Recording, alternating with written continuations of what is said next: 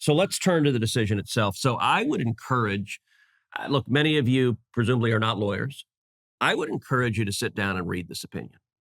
Justice Alito wrote this opinion for the ages.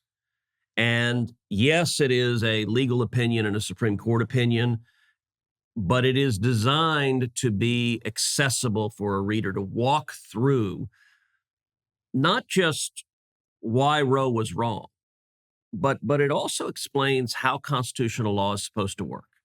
So the opinion begins, the first paragraph, Justice Alito talks about there are three different groups in America.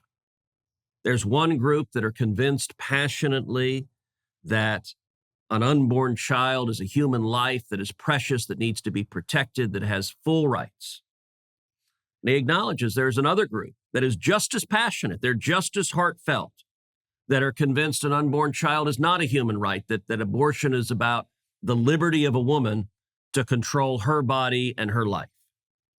And then he points out there's yet a third group that is in neither of the two camps, but thinks that abortion should be allowed in some circumstances, but there should be some significant restrictions on it. He points out where those restrictions are, run the gamut.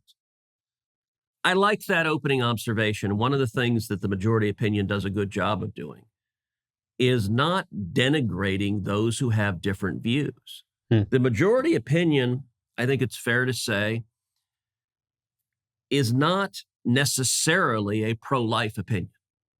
It's a pro-Constitution opinion. It's saying, we're judges.